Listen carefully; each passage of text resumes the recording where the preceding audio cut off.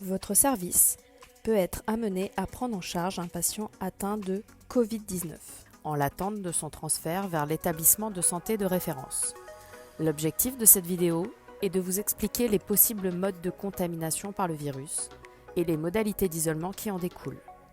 Attention, les recommandations présentées ici sont susceptibles de changer au regard de possibles nouveaux éléments.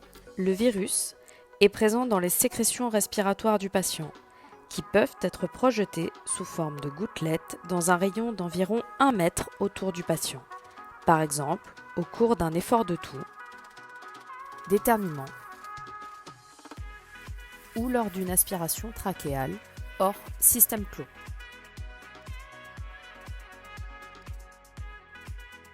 Ces gouttelettes sont la principale source de contamination de l'entourage.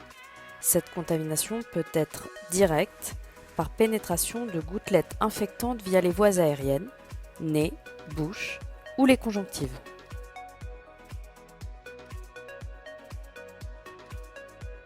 La contamination peut également être indirecte. Si une personne touche une surface où se sont déposées des gouttelettes et porte ensuite les mains au visage, ce que nous faisons tous, souvent inconsciemment. Les surfaces infectées peuvent être le patient lui-même, son environnement proche, les parties extérieures de l'équipement de protection individuelle des soignants, ce qui justifie une procédure de déshabillage précise, ou toute surface où le virus est déposé de façon manuportée, en cas de non-respect des mesures d'hygiène. Le virus peut survivre plusieurs heures sur les surfaces inertes. Cette contamination indirecte peut également survenir à partir des autres liquides biologiques du patient, notamment les sécrétions digestives. Il est possible qu'il existe un mode de contamination par voie aérienne. Le virus pourrait rester en suspension dans l'air. Une contamination pourrait se faire par l'inhalation d'air de la pièce, même à distance du patient. La contamination directe par gouttelettes est prévenue par l'utilisation d'un masque couvrant le nez et la bouche, ainsi que par une protection oculaire.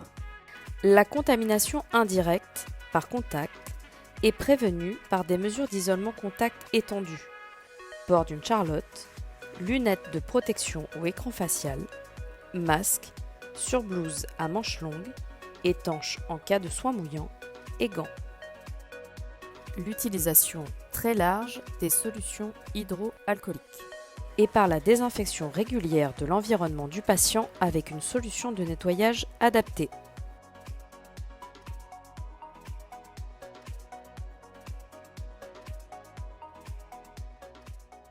La contamination air éventuelle est prévenue par l'utilisation correcte d'un masque FFP2 avec un test fit-check préalable.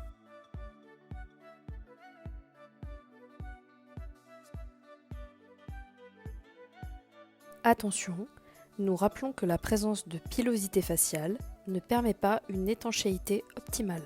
Le patient doit être maintenu dans une chambre individuelle, porte fermée. Si le service dispose de chambres en pression négative, il convient de les utiliser. À défaut, un filtre portatif peut être utilisé. En l'absence de filtre portatif, il est recommandé de maintenir une bonne aération de la pièce par une ouverture régulière des fenêtres.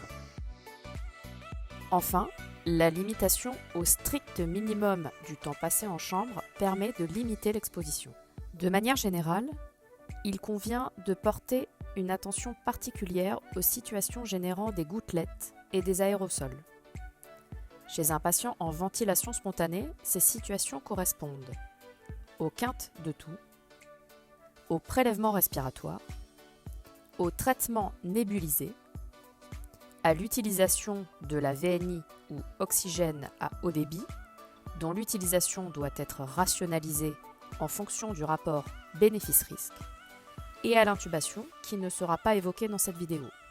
Chez un patient intubé, le risque est important au moment des déconnexions de circuits, changement de filtre, aspiration, prélèvement respiratoire, ce qui justifie la mise en place d'un système clos.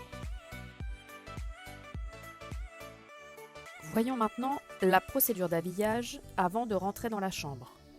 à l'extérieur de la chambre. Application d'une solution hydroalcoolique. Mise en place d'une charlotte. Application d'un masque FFP2. Attention au positionnement correct des élastiques.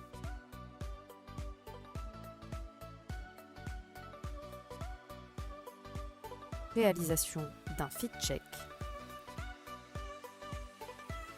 Surblouse à manches longues.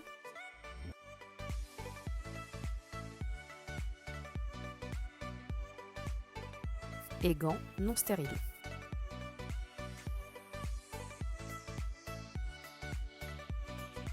Lunettes de protection oculaire.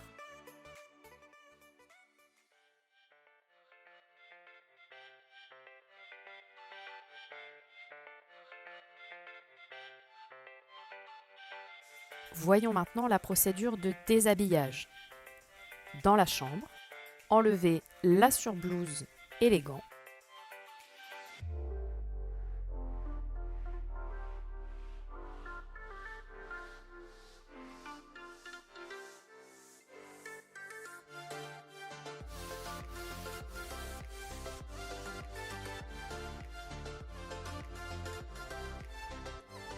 Application d'une solution hydroalcoolique.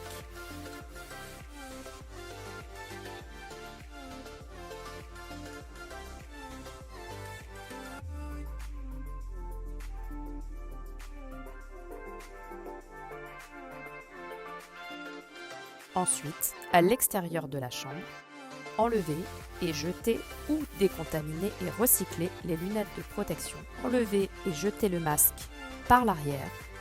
Enlevez la charlotte par l'arrière. Application d'une solution hydroalcoolique.